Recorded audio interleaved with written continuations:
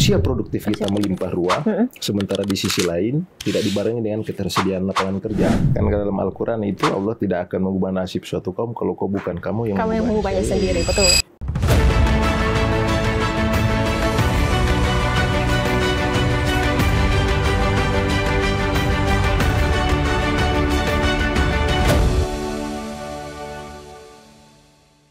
Assalamualaikum warahmatullahi wabarakatuh. Apa kabar pemirsa Unhas TV dimanapun Anda berada? Senang sekali saya Fasya Rahman dapat kembali membersamai Anda bertemu toko baru, cerita baru Unhas Figure.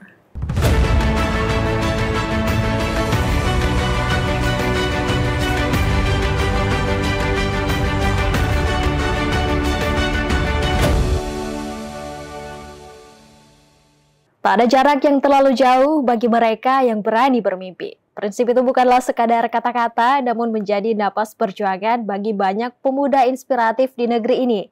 Mereka yang mungkin memulai langkahnya dari kampung halaman yang jauh dari hiruk-pikuk ibu kota, namun kini tengah menapaki jalannya menuju puncak kesuksesan dan karir serta pengabdiannya kepada masyarakat. Prinsip itu pula lah yang sekiranya menggambarkan perjalanan panjang seorang Ilham Akbar Mustafa, alumnus Fakultas Teknik Universitas Hasanuddin yang kini dipercaya sebagai staf khusus Menteri Perlindungan Pekerja Migran Indonesia.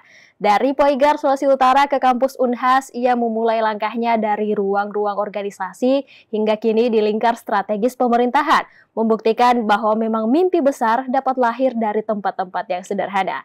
Di Unhas Figure kali ini kita akan berbincang langsung dengan Kak Ilham Akbar Mustafa, mendengarkan cerita inspiratifnya dan juga pelajaran-pelajaran berharga bagi para pemuda, khususnya alumni Universitas Hasanuddin, agar tetap berani bermimpi dan juga mengabdi pada negeri. Langsung saja kita sapa narasumber kita hari ini, ada Kak Ilham Akbar Mustafa atau yang akrab disapa Kak Akbar. Assalamualaikum Kak Akbar. Waalaikumsalam warahmatullahi wabarakatuh. Gimana Kak Akbar hari ini kabarnya? Alhamdulillah sehat. Alhamdulillah sehat walafiat. Gimana kembali ke Unhas ya, ada nuansa-nuansa nostalgia ya. Nostalgia. Kembali ke Unhas kembali akhirnya. Ke rumah kan? Kalau kembali ke Unhas ya kembali ke rumah ini. Betul, luar biasa sekali. Akhirnya bisa berbagi kepada teman-teman semua pemirsa Unhas TV. Nah, selamat Kak atas pencapaiannya sebagai staf khusus Menteri Perlindungan Pekerja Migran Indonesia. Luar biasa sekali jabatan yang diemban saat ini. Awalnya ketika mendapatkan amanah tersebut Kak, bagaimana perasaannya? Jadi sebenarnya ini pertama ini bukan pencapaian. Oke. Ini penugasan. Penugasan, oke, Saya betul. memahami penugasan ini sebagai bentuk pengabdian saya pada rakyat bangsa dan negara. Oke. Karena saya melihat bahwa apa yang ditugaskan kepada saya adalah ruang bagi saya untuk memberikan yang lebih baik lagi kepada masyarakat. Terkhusus yang sesuai dengan tupoksi saya. Di Kementerian P2MI. Tugas saya sebagai staf khusus adalah menjadi pembantu menteri. Pembantu menteri. Di dalam menjalankan tugas-tugas kementerian untuk mencapai target yang ditetapkan oleh Bapak Presiden. Kita tahu bahwa Bapak Presiden concern betul terkait pertama ada beberapa hal yang concernnya kepada pembangunan sumber daya manusia. Dalam konteks itu, maka konteks pekerja migran adalah menjadi salah satu concern beliau di dalam pembangunan SDM. Pembangunan SDM sebagai sebuah program strategis, sebagai sebuah visi beliau. Visi Pak Presiden ini kan dia kalau kita perhatikan beliau sangat concern terhadap pembangunan sumber daya manusia. Iya. Kenapa pembangunan sumber daya manusia ini penting? Karena sebentar lagi di depan mata kita menghadapi bonus demografi. Betul. Opportunity yang kemudian hanya datang sekali dalam sejarah. Kita punya jumlah angkatan pemuda ya dalam hal ini. Penduduk populasi usia produktif kita melimpah ruah. Dan itu harus kita jawab sebagai sebuah opportunity demografi yang kalau kita tidak kelola dia dengan baik, maka dia akan menjadi bencana demografi. Betul. Nah, apa yang kemudian kami lakukan di KP2MI, Pak Menteri saya concern betul. Dia menjawab bahwa bonus demografi ini harus kita barengi dengan ketersediaan lapangan pekerjaan. Ketersediaan lapangan pekerjaan, betul. Benar. Kita punya jumlah tenaga kerja populasi usia produktif kita melimpah ruah, sementara di sisi lain tidak dibarengi dengan ketersediaan lapangan kerja, maka dia akan menjadi bencana demografi. Konsekuensinya dari banyaknya populasi yang ini, populasi usia produktif yang tidak bekerja, kan ini angka pengangguran terbuka kita tinggi. Kalau dia tidak disiasati, dia tidak mendapatkan lapangan pekerjaan, maka dia akan menjadi persoalan sosial. Oke. Multiplier efeknya banyak. Oke. Makanya kenapa kemudian Bapak Presiden di tahun 2024 kemudian ada Perpres, peraturan Presiden yang mentransformasi kementerian kami yang awalnya adalah badan menjadi kementerian, betul. Kementerian dari BP2MI menjadi Kementerian P2MI, Kementerian Pelindungan Pekerja Migran. Kenapa? Karena opportunity lapangan kerja di luar negeri ternyata besar. Ternyata lebih besar, oke. Dan itu bisa menjawab secara instan, menjawab secara cepat kebutuhan kita terhadap lapangan pekerjaan yang banyak. Oke. Jadi itu mungkin pengantar dulu dari kita sebelum kita. Jadi bukan sebagai pencapaian ya, tetapi lebih ke amanat, tanggung jawab yang diberikan. Ini bukan sebuah achievement, bukan sebuah pencapaian. Nah, saya nggak pernah melihat ini sebagai sebuah pencapaian. Luar biasa. Ini penugasan dan ini harus saya wujud nyatakan dengan kerja-kerja secara total. Ya, tanggung jawabnya juga besar tadi ya, pembangunan SDM yang memang ini adalah momentum itu tadi, bonus demografi yang kalau berhasil luar biasa juga, tapi kalau gagal ya dauzubillah itu akan membawa bencana bagi negara kita. Jalan untuk mencapai Indonesia Emas 2045, lima negara maju terbesar di mana Indonesia kita harapkan bisa menjadi sesuai dengan menjadi salah satu dari lima negara maju tersebut, yang sudah kita rencanakan jauh-jauh dengan rencana pembangunan jangka panjang, visi strategis dan lain-lain, itu hanya bisa tercapai kalau kita bisa mengelola bonus demografi kita ini dengan baik. Dari sekarang tentunya, dan itu tadi lapangan pekerja di luar ternyata secara instan dapat menjadi karena ada fenomena kayak begini, Mbak. Ketika Indonesia mengalami bonus demografi di tahun 2030, di sisi lain negara-negara besar di negara-negara maju di luar negeri itu mengalami aging population. Dia mengalami usia produktifnya ada problem demografi di mereka ketika angka usia produktif mereka itu ternyata rendah. Semakin rendah. Sementara usia tidak produktif mereka sangat banyak, angka kelahirannya rendah. Ini kan problem. Problem, betul. Berarti kan ada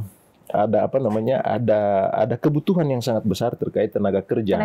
Nah, kalau kita tidak menangkap fenomena global ini sebagai sebuah opportunity, maka sayang kita tidak bisa mengelola itu. Di banyak negara misalnya Filipina, terus kemudian coba perhatikan negara-negara besar dengan skala penduduknya itu di atas 150 juta. Misalnya Pakistan, India, Bangladesh. Itu mengelola populasinya yang besar, itu dengan menjadikan opportunity di luar negeri, job-job pekerjaan di luar negeri itu sebagai sebuah opportunity dan sebuah solusi cepat untuk mengatasi kebutuhan mereka terhadap lapangan pekerjaan di dalam negeri. Filipina misalnya salah satu contoh kasus yang sering diulang-ulang Bapak Presiden. Kita harus melihat Filipina dalam mengelola ekosistem pekerja migran. Mereka berhasil mengelola kebutuhan, mengelola jumlah usia produktifnya yang banyak, ketersediaan lapangan pekerjaan dalam negeri sedikit, terbatas. Tetapi mereka berhasil mengelola itu dengan menjadikan opportunity di luar negeri, lapangan pekerjaan di luar negeri itu sebagai peluang yang berhasil dikelola dengan baik.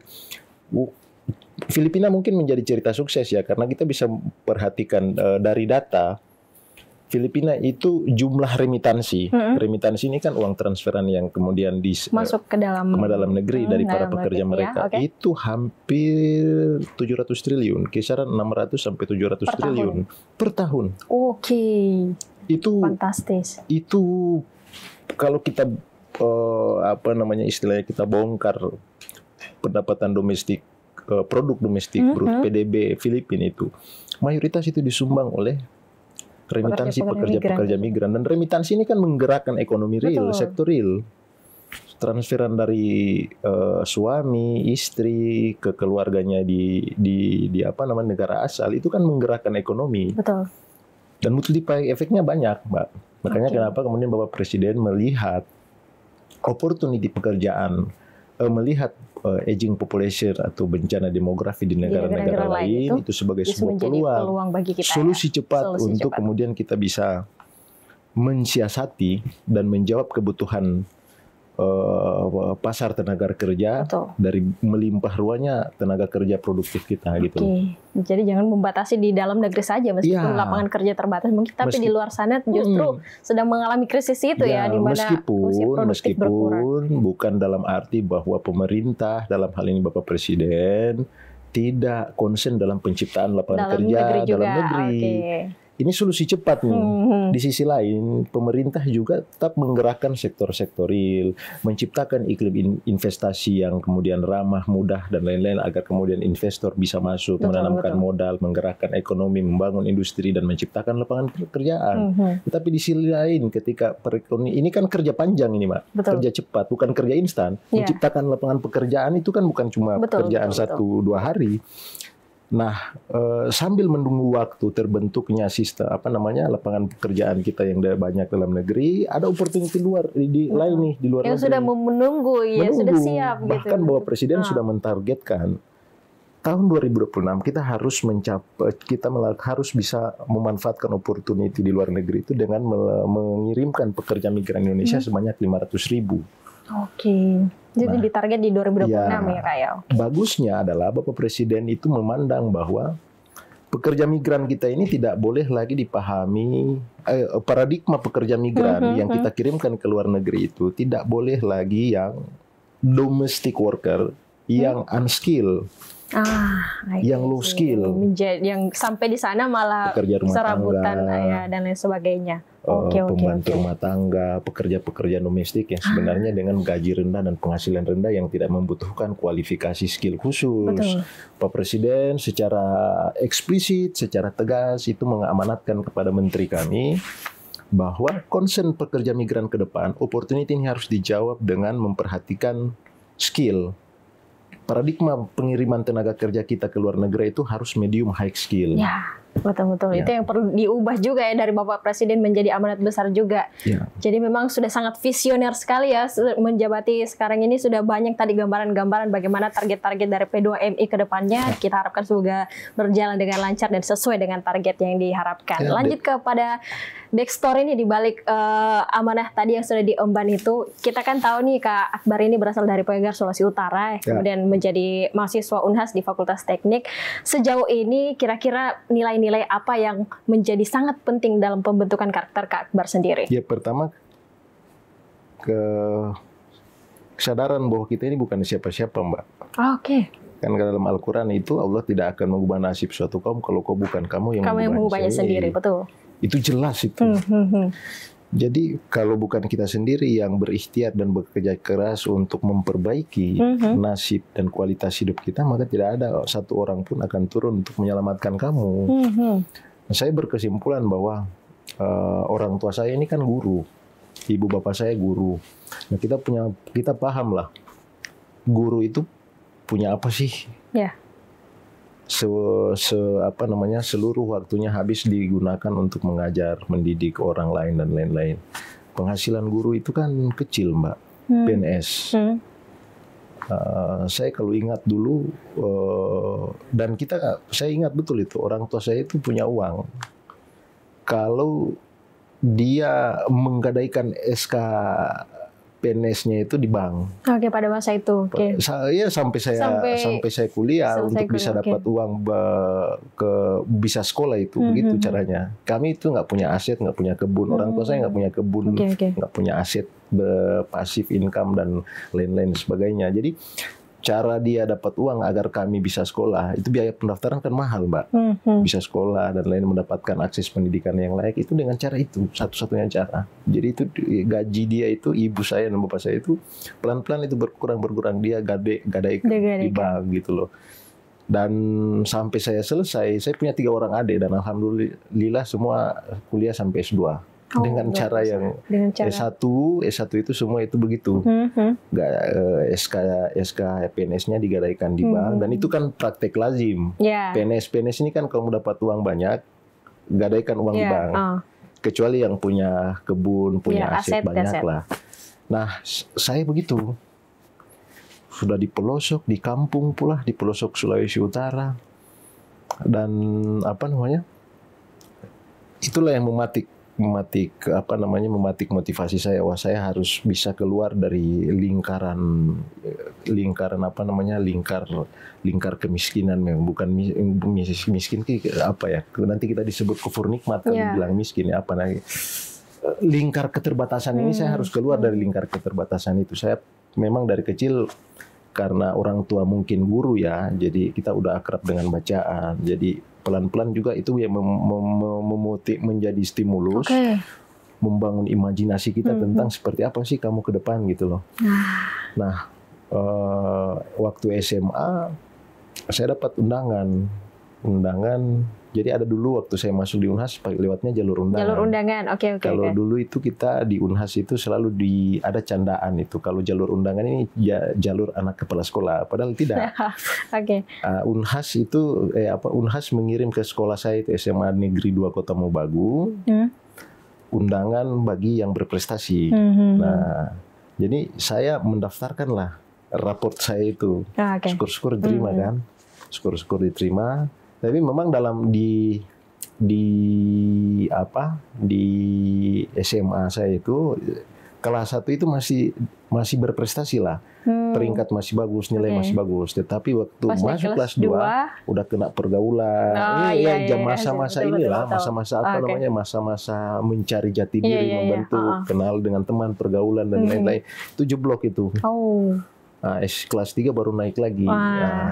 Ada pilihan bagi saya untuk memperbaiki rapor supaya lulus. Tapi saya ngobrol sama ibu bilang saya nggak punya uang untuk memperbaiki rapor. Kalau memang ini kau punya rezeki, pasti kau akan lulus. Coba aja dulu ya. Tetapi dia memberikan opsi lain. Bagaimana kalau kau jadi polisi?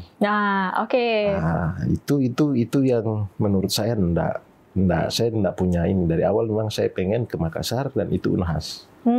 Dari awal itu. Karena kenapa saya memilih Unhas dan Makassar? Jadi ada imajinasi masa kecil. Imajinasi masa kecil saya itu orang nonton peristiwa 98. Peristiwa 98 itu sedikit banyak itu masih ingat saya betul waktu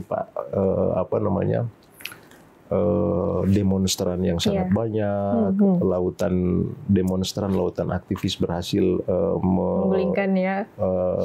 menggerakkan gerakan reformasi waktu itu kan. Itu kan membentuk imajinasi bagi saya, wah saya harus jadi mahasiswa. Keren ya gitu. Keren dan lain-lain apa semua. Nah, itu yang sedikit banyak mengapa saya tidak menjadi tidak memilih jalan yang polisi tadi menjadi itu ya. Polisi, tapi saya memilih menjadi mahasiswa. Dan alhamdulillah pada saat pengumuman saya lulus, diminta untuk mendaftar kembali gitu loh, tanpa proses tes. Tidak jalur undangan. Jadi menurut saya itu jalan Tuhan lah. Betul. Jalan Tuhan memang inilah jalan. Banyak pencapaian saya ini yang banyak yang yang menurut saya begitu pencapaian yang saya alami itu sebagai sebuah hal di luar nalar gitu loh. Ya, dari sekian banyaknya tadi pilihan-pilihan, kemudian sempat ada keraguan juga karena ternyata sempat jeblok nilainya di kelas 2, tapi coba aja gitu ya, bismillah akhirnya lulus gitu, terpilih tanpa tes ya, jalur undangan. Jalur anak kepala sekolah padahal kita. Oke. Nah, selanjutnya kan sebagai teknik sipil ya, kemarin gitu.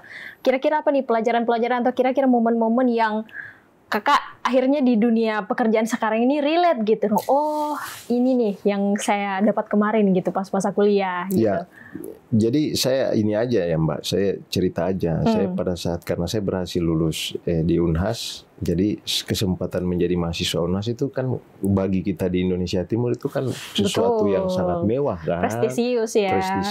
Begitu membayangkan. Bahkan kalau dulu itu sempat saya selalu bangga di kecamatan saya lah mungkin mahasiswa pertama yang kuliah di Unhas. Dan ini bukan kampus sembarang kan. Betul. Orang punya imajinasi gitu kalau kuliah di Unhas, waduh, prestisius banget gitu loh. Jadi saya memanfaatkan betul itu.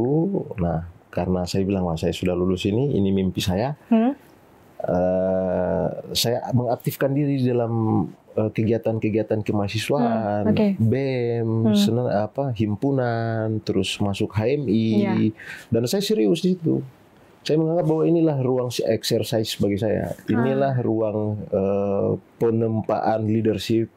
Kan soft skill itu kita tidak dapat jadi ruang kuliah, Mbak. Iya, betul. Soft skill itu kan di luar tentunya dari pembelajaran ya. Dari pembelajaran, dari exercise, dari organisasi. Ya. Bagaimana menempa dan membentuk leadership, manajerial, integritas, membangun kecakapan personal dan lain-lain, komunikasi dan lain-lain, itu kan dapat di luar jam kelas ya. Bagaimana memanage orang, mengelola program, kegiatan, dan itu kan latihan-latihan kecil yang sebenarnya membentuk kemampuan kita gitu loh. Yeah. Nah, saya melakukan proses itu, saya serius semua jenjang kemahasiswaan itu, kecuali satu ya mungkin karena kita Unhas kan nggak punya BEM Unhas. Zaman saya nggak ada yang eksis itu cuma BEM fakultas. Jadi zaman itu kita senat mahasiswa fakultas teknik. Jadi saya memulai itu dari himpunan terus ke senat. Terus abis itu karena saya HMI, saya ke cabang. Terus dulu ada namanya pusat studi demokrasi. Kita mengaktifkan diri dari karena kita nggak punya BEM, kita ngumpulnya di pusat studi demokrasi. Itulah wadah yang mempertemukan mahasiswa lintas fakultas. Jadi saya kenal dengan kawan-kawan aktivis lintas fakultas Unhas itu ya di dua organisasi. Yang pertama HMI, yang kedua di pusat studi demokrasi. Nah, padahal kan saya ini teknik. Iya. Saya ini mahasiswa teknik yang kalau orang lihat bagaimana ini kan dia concernnya ke sektor yang lebih sangat teknis gitu loh, sangat profesional, dari mana ke mana gitu loh. Urusan beton, teknik sipil itu kan struktur, konstruksi dan lain-lain.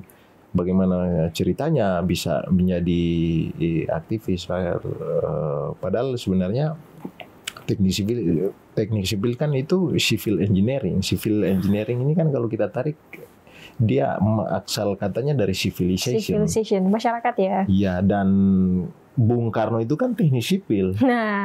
Jadi saya menangkap meskipun pada akhirnya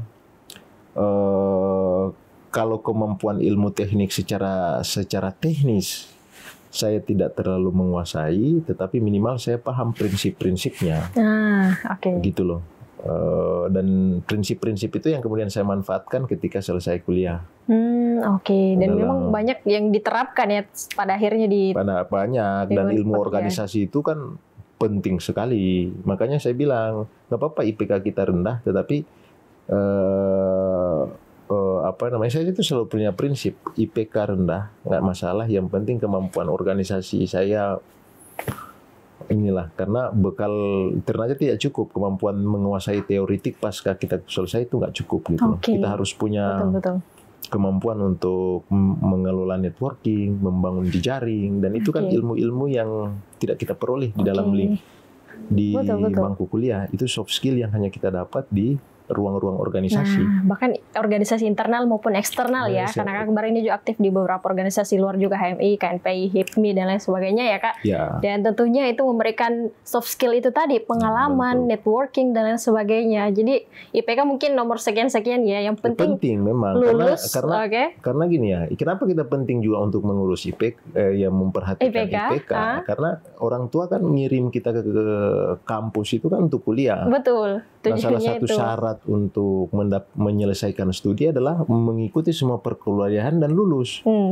Kan kayak begitu. Betul. Jadi jangan sampai juga, saya itu pernah sampai satu titik itu ketika kuliah berantakan, saya merenung, kontemplasi, saya ingat orang tua saya kirim saya itu ke Makassar kuliah. Untuk kuliah, betul. Dia nggak peduli itu kok organisasi apa, kok gagah bagaimana di forum-forum diskusi, kok menjadi pembicara, pemateri dan lain, dia nggak peduli itu. Yang penting kok pulang kok berijazah.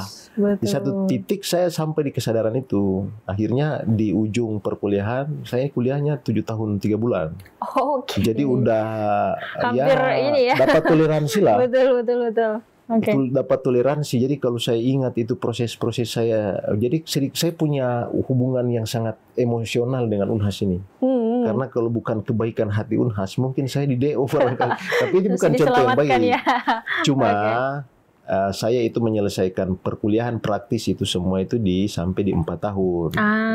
Betul. Waktu 3 tahun sisa saya nyusun pakai. Ya. Bukan nyusun sebenarnya, lebih banyak saya pakai untuk organisasi ke Jakarta, membangun koneksi dengan kawan-kawan aktivis seluruh Indonesia. Betul. Ikut kongres lah, inilah, itulah. Maksudnya kesempatan. Jadi sebenarnya kalau kita kuliah 7 tahun itu sebenarnya memanfaatkan dengan betul kesempatan masa studi yang diberikan oleh negara. Ini batas masa studi kan 14 semester di tahun. Ya udahlah kita manfaatkan sampai selesai. Meskipun ya orang tua juga kadang-kadang, waduh kau ini lama betul. Oke, yang penting jangan bersembunyi dari itu ya. Jangan sampai kita harus mau menjadikan itu alasan tapi tidak ada plus-plus yang lain yang didapatkan. Banyak kawan-kawan aktivis itu yang larut, yang akhirnya minta maaf, mereka lupa bahwa ada tanggung jawab moral kepada orang tua yang telah menyekolahkan dan membiayai kuliahnya, gitu loh. Jadi pada akhirnya saya bawa pulang ijazah, ini ijazah saya sudah selesai. Kau cari kerja, saya bilang enggak, saya mau ke Jakarta.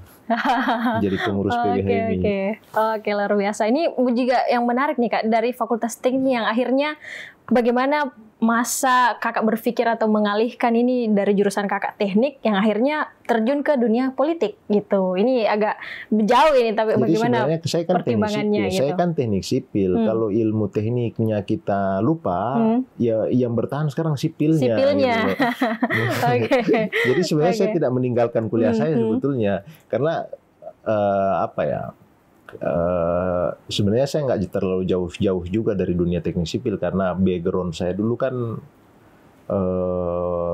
pengusaha di sektor konstruksi. Cara kita bertahan hidup ya kita menjadi kontraktor, kelola pekerjaan-pekerjaan, dan hampir mayoritas pekerja proyek-proyek yang saya kelola itu adalah proyek-proyek konstruksi. Jadi sebenarnya dunia sipil, cuma bukan lagi pelaksana teknis, lebih kepada manajerial perusahaan dan lain-lain, bikin perusahaan sendiri, ngajak kawan-kawan, ayo kawan-kawan yang pintar-pintar ini kita ajak, yuk kita bikin perusahaan, nanti kamu jadi penanggung jawab teknisnya, saya yang pengelola ini. Karena saya punya banyak jaring, saya yang cari pekerjaan, saya yang cari uang untuk jadi modal.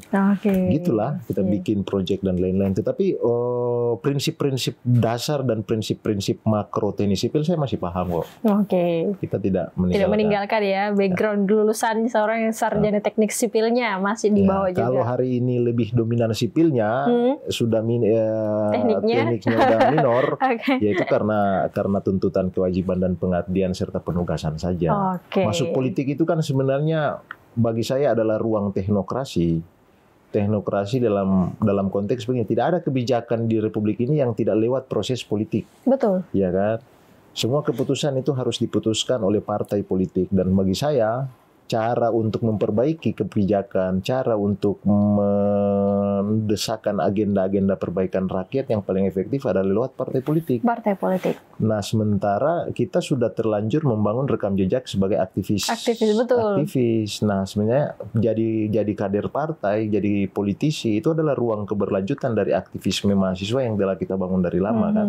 Hari ini mungkin ya ganti baju aja. Tetap aktivis, tapi aktivis politik, aktivis partai gitu loh. Aktivis partai. Iya, jadi gitu. Kemudian kalau misalnya backgroundnya itu seperti itu tadi, kan selama ini kalau kita mahasiswa tuh ya jarang begitu ya, seorang idealis begitu, tapi mau terjun langsung ke dunia politik praktis, secara praktis gitu. Pertimbangannya seperti apa?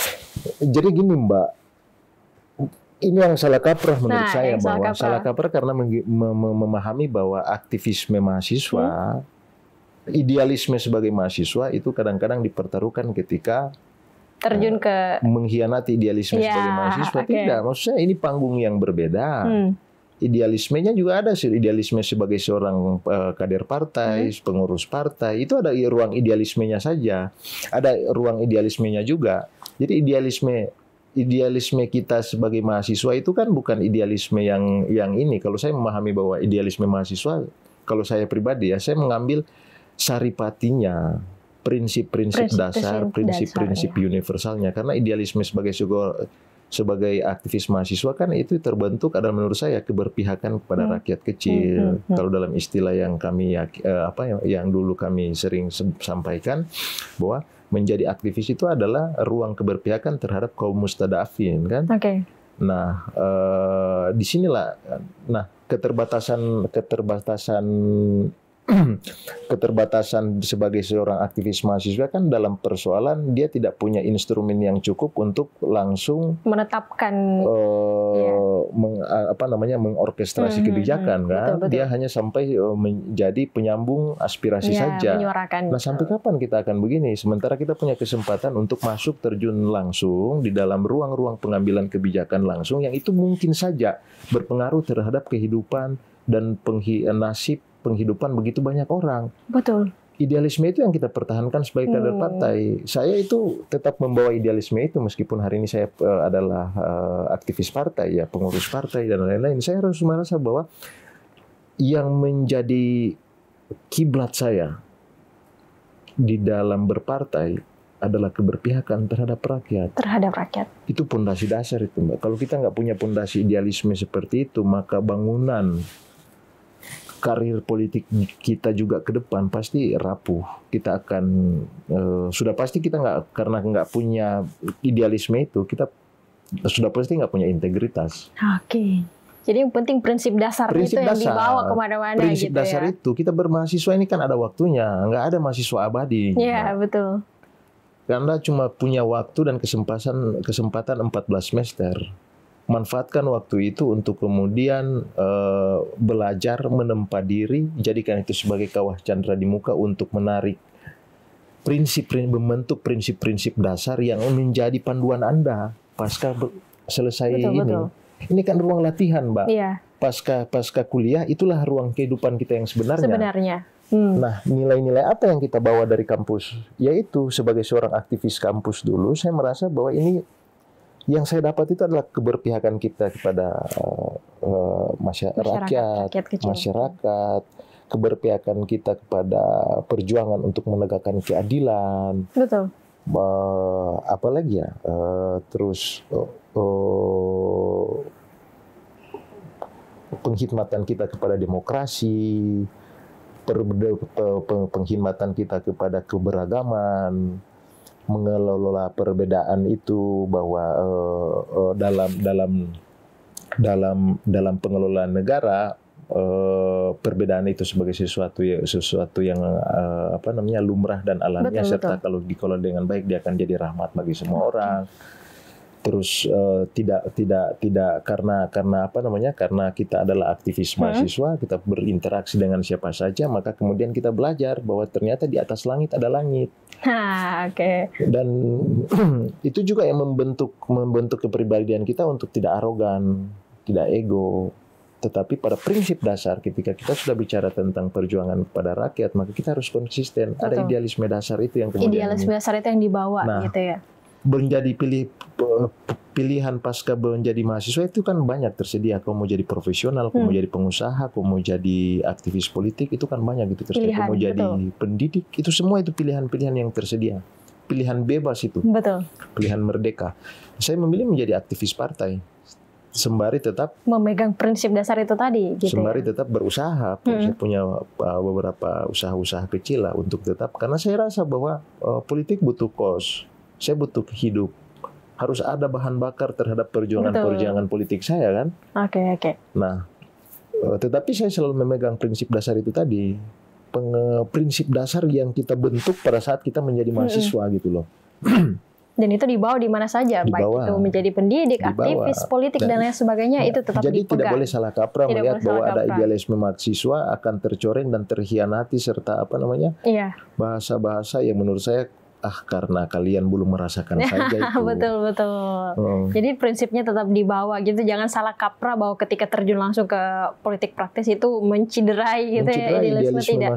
Ternyata tidak. Justru idealisme itu yang kita masih pegang. Ganti baju aja ini, Mbak. Betul. Dan karena merasa bahwa dengan berpartai itulah ruang teknokrasi kita untuk mengejawantahkan idealisme kita di dalam bentuk program dan kebijakan yang secara real. Betul.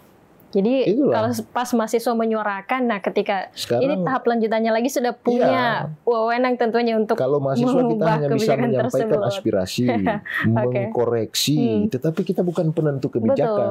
Tapi ketika kita berpartai, kita punya kesempatan dan akses untuk bisa mempengaruhi para pengambil kebijakan. Apalagi kita punya banyak senior, teman-teman yang anggota DPR. Ruang-ruang itu yang kita manfaatkan untuk menyampaikan aspirasi secara langsung bahwa ini ada sudut pandang yang lain, sudut pandang publik harus kita dengar, tetapi dengan tidak lagi bersuara di jalanan, tetapi di ruang-ruang ruang-ruang pengambil kebijakan gitu. Oke, terakhir Kak, pesan untuk pemuda di luar sana mungkin untuk bagaimana bagi yang ingin terjun ke dunia politik akan bisa mewujudkan politik yang berkeadilan tentunya. Silahkan Kak. Dalam kita udah bisa kalau kita pelajari sejarah, kita buka manuskrip sejarah, pemuda itu punya peran yang sangat signifikan. Tidak ada peradaban, tidak ada sejarah gemilang di dunia ini yang tidak diinisiatori, yang tidak diorkestrasi oleh pemuda. Pemuda punya tanggung jawab, punya peran yang sangat besar. Dalam konteks Indonesia, pemuda telah menjadi semua bab-bab penting di dalam sejarah bangsa itu ditulis oleh para pemuda. Nah, karena itu kawan-kawan muda yang ada di luar sana, mahasiswa dan lain-lain semuanya, manfaatkan kesempatan sebaik-baiknya. Kesempatan menjadi mahasiswa, kesempatan menjadi pemuda hanya datang satu kali. Anda tidak akan pernah mampu memutar waktu untuk bisa menjadi mahasiswa kembali. Nah, manfaatkan itu dengan baik, tetapi harus ingat juga bahwa setiap orang ada masanya dan setiap masa ada orangnya. Begitu juga setiap tantangan setiap zaman kan berbeda. Tantangan para founding fathers di era mereka menjadi mahasiswa dan menjadi pemuda beda dengan tantangan kita hari ini. Tantangan senior-senior kita di tahun 98 pada saat reformasi beda dengan tantangan abang-abang kita di tahun 60-an. Begitu juga dengan para pendiri bangsa. Pandai-pandailah melihat tanda-tanda zaman, tetapi ingat dan pegang teguh bahwa Anda punya posisi yang sangat spesial sebagai mahasiswa, dan itu tidak datang dua kali. Kelola dengan baik, manfaatkan waktunya sebagai mahasiswa, belajar yang baik, manfaatkan organisasi sebagai ruang untuk menempa diri, karena kelak semua ilmu yang kita dapat di ruang-ruang perkuliahan itu adalah bermanfaat bagi diri, bagi rakyat, bangsa, dan negara. Saya kira itu, Mbak. Oke, luar biasa sekali. Jadi perjalanan Kak Akbar tadi ya, dari Puhir kemudian melanjutkan studinya di kampus Unhas, mencari pengalaman sebanyak-banyaknya, membentuk networking yang sangat luas, dan juga tentunya bisa menjadi inspirasi sampai ke kancah nasional saat ini. Kita berharap semoga Kak Akbar dapat menjalankan amanah dan tanggung jawab ini dengan baik, sesuai dengan yang diharapkan, dan tentunya Kak Akbar bisa menjadi inspirasi bagi para pemuda di luar sana, khususnya alumni Unhas, untuk tetap berani bermimpi dan juga mengabdi pada negeri. Terima kasih banyak Kak atas bincang-bincangnya pada kesempatan ini. Saya berterima kasih pada kawan-kawan Unhas TV Crew. Yeah. Yang hadir di ini terobosan yang sangat bagus ya. Oke. Mudah-mudahan ini bisa sebagaimana yang menjadi motonya, menavigasi dunia. Betul, luar biasa. Terima kasih banyak juga kepada pemirsa TV yang senantiasa menyaksikan Unhas Figur. Ikut terus Unhas TV untuk mengakses program-program menarik lainnya. Saya Fasya Rahman mewakili kru yang bertugas pamit undur diri dan sampai jumpa. Wassalamualaikum warahmatullahi wabarakatuh.